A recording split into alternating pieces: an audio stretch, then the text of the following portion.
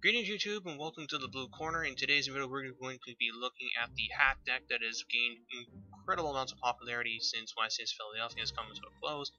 H.A.T.E being short for Hand Artifact Trap Tricks, and it's just, well, it's the first time we've seen a deck that's a combination of not one but multiple archetypes put together that have had large scale success in a long time.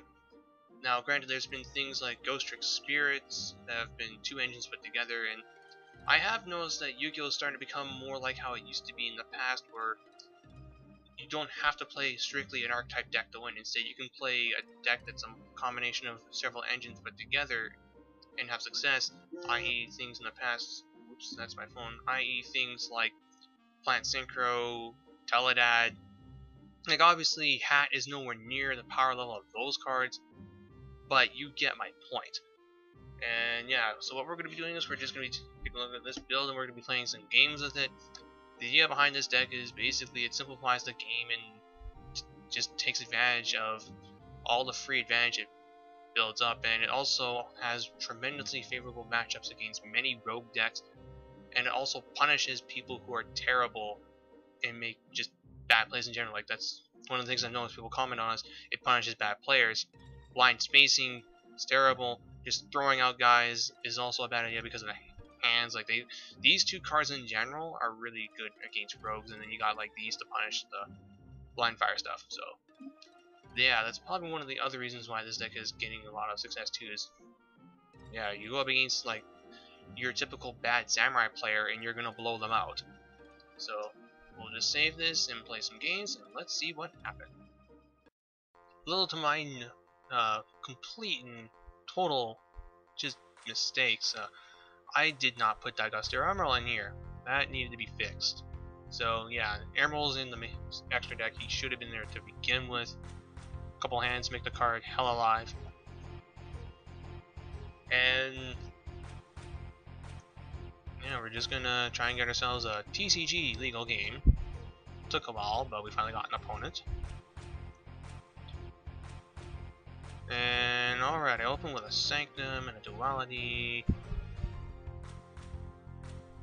My opponent's playing only 13 cards in the extra. Yeah, we'll take the Sanctum. We will set the Sanctum. Can you? Yeah, I can only activate one Sanctum per turn.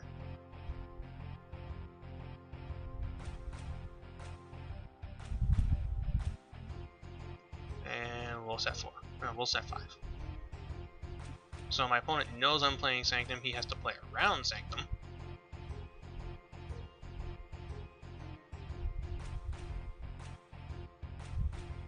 I'm gonna just pass on that. All the Sanctums. Okay. So if my opponent wants to make a play, he's gonna have to play around Sanctum.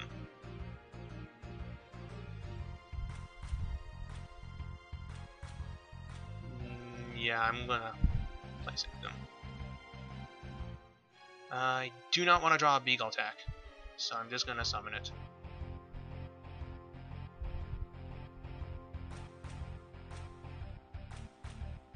I know it's a bit of a waste doing this, but pressure. Not to mention, he's not backing his monster up, so I'm just gonna bounce it.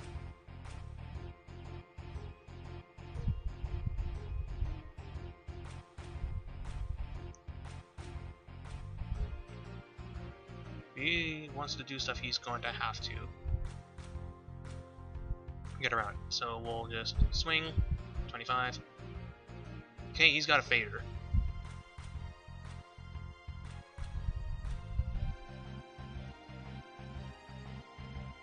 So we'll knock that out of the way. Set Sanctum and call it a turn. So I'm thinking my opponent is playing Monarchs or Hieratics. I just do not know what could be running Fader at this point.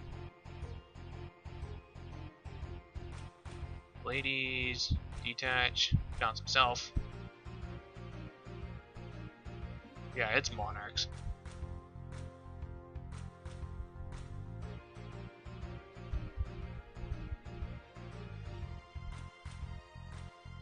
Which means that is most definitely a tree-born frog he's got set. So, yeah, that's perfectly fine. There's the breakthrough skill. So what can I go into that... Oh, okay. I would need a Marmilio for that, but we'll just let him summon the Monarch. And if he wants to do something about Sanctum, that's perfectly fine.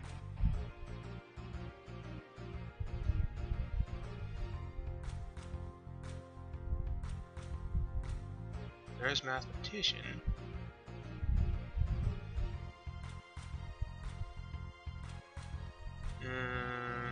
Yeah, that's fine. You can put the Treeborn into the grave, I don't care.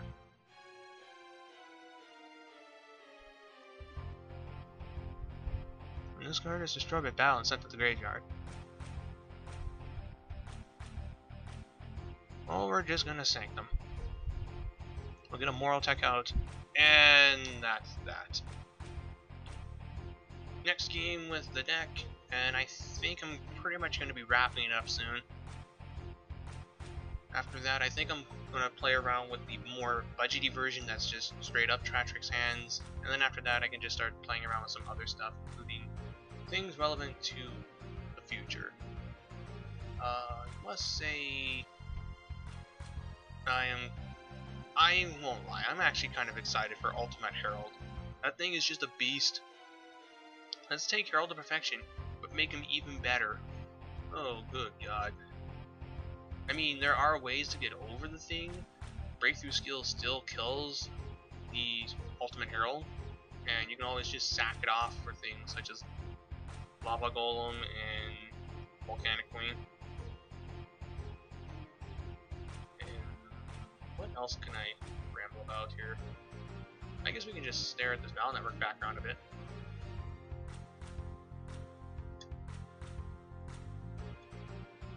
I've actually been enjoying the hell out of Battle Network 5, which is kind of strange. Maybe it's just because I don't mind Liberation missions as much when you have a folder from Battle Network 5 that's good.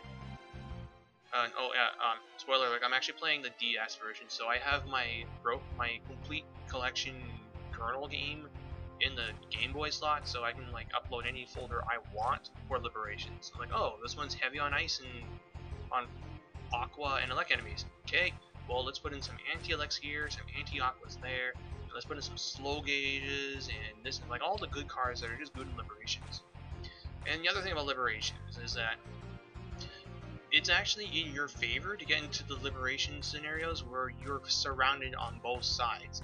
Because yeah, you only get 6 panels to move around in, that sucks and all, but your opponents also are in 6 panels. Like, it's basically you're working with an area equivalent to having stolen 3 panels off of area grab, which, as we all know, is always nice. So, yeah, you're being attacked from both sides, but it becomes a hell of a lot easier for your attacks to hit. And this is really relevant for when you're running things like Larkman, Shademan, and spoiler alert, you can use the DS Navi chips in Liberation missions for anything other than Mega Man. Like, if you're controlling Colonel, you can have him use Shademan DS alongside Shademan SP, which is really nice. So my opponent is going to set a couple, set a lot, and he's going to be playing plants. So does he have the Lone Fire in play? I mean, does he have the Soul Charge? He could be playing Sylvans as well.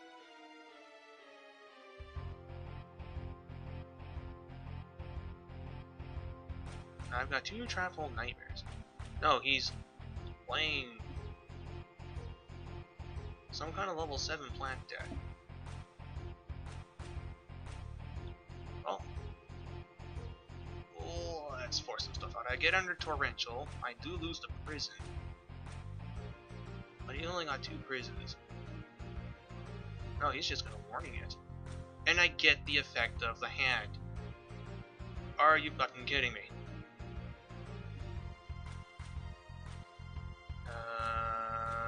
Then we're gonna activate Sanctum to pop the other one.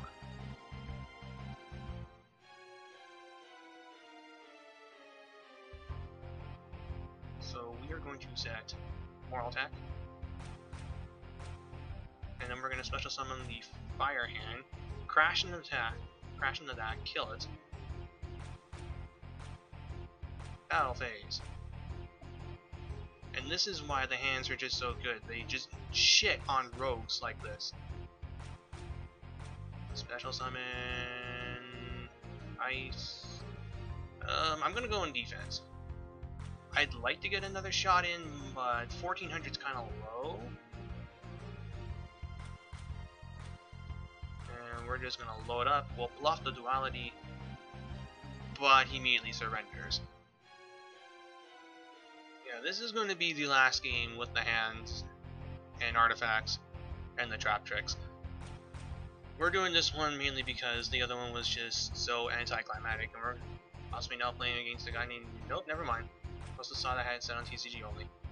Well, again, horrible at this back. Oh wait, no, Deity August. Okay, so we're going up against a guy named Deity August. And let's see, if I go first, then I can set up. If I go second, then I can be aggressive if I open with the hand. So I'm going second. And he's running 15 extra standard deck. And I open with a hand and a Mire Melio. Duality, Allure, Dark Hole, and rank up Magic Astral, Numeron Force. So in that case, he's going to take the rank up. He's going to set that. Is he going to summon a monster, or is he just going to leave it be? Okay, in that case, I can just summon Mire Melio and swing. Activate its effect. Get Trap Hole Nightmare. And then attack.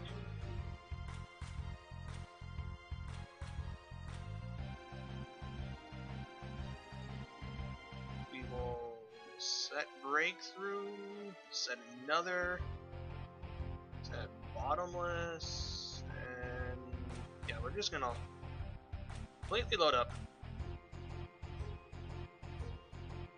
and force him to just see if he can be really lucky with his blind MST. So, okay, he's not going for it this turn. Dekoichi, Maxi, and Allure. Probably gonna get Dekoichi.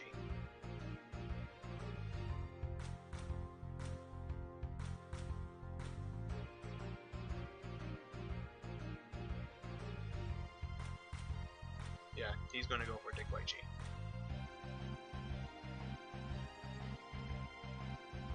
What is this, code format? It's the duality.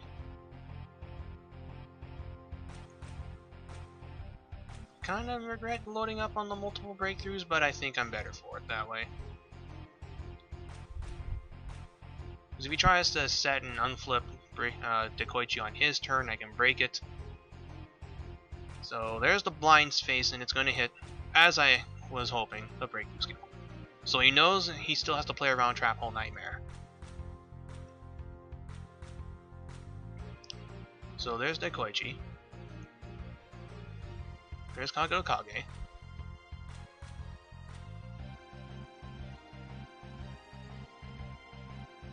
Which I will definitely let go through.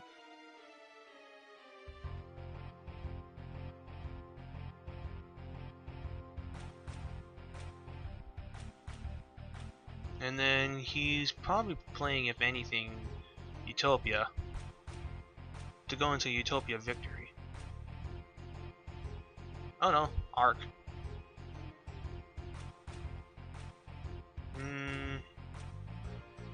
Yeah, that's fine.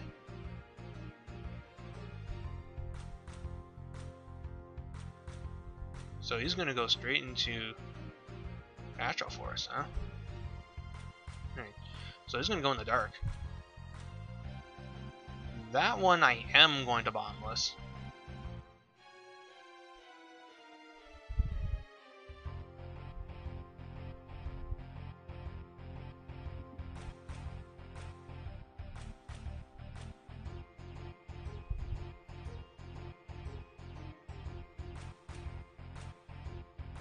So he has to book his guy.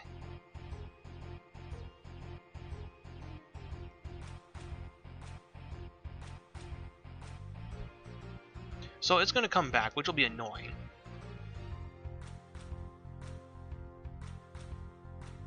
But I can just beat it over.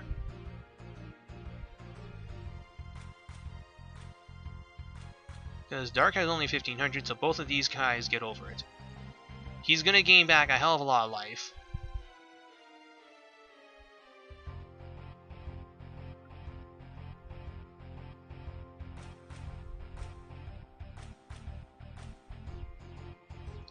So we're going to pop him.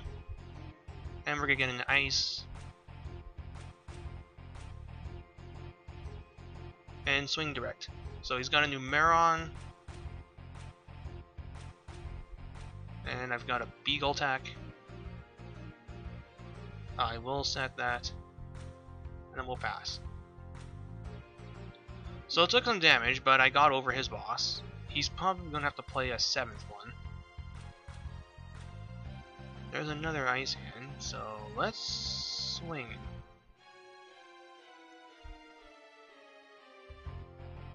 Okay, he's going to let that one go. Let that one go.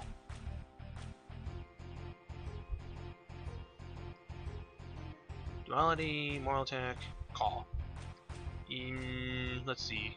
Yeah, I got a hand in the grave, so Call seems like it's the better choice. We'll just hold off on playing it until...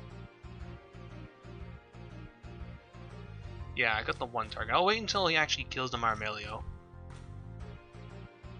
So I can just Xyz, detach, and then I could call back Marmelio, but his back row's not doing anything.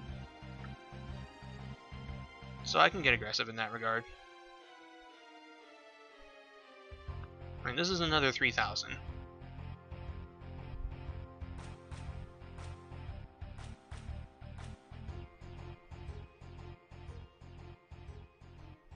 Okay. So we will finish, and then main phase 2, go into Rhapsody.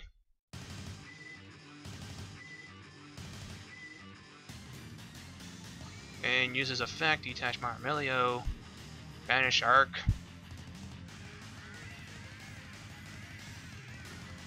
Use his effect, detach Ice.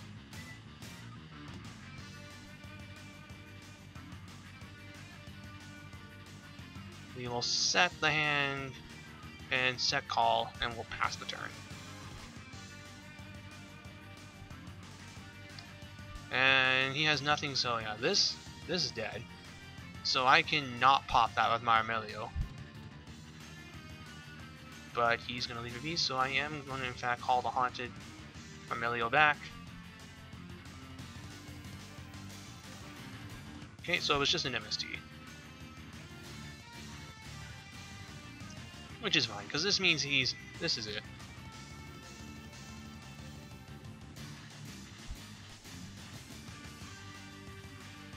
And that's game. So, that was just your standard affair with the deck. As you can see, I didn't really do very much for artifacts, but you saw what the hands allowed me to do. Silent Honor, number C101, Honor Dark, is a really good monster, but you can play around it thanks to the hands, and then Rhapsody and Berserk just completely shuts off them from being able to recur this guy thanks to getting rid of 101 from the grave, and just, yeah, couldn't brings back with the 7th one or whatever.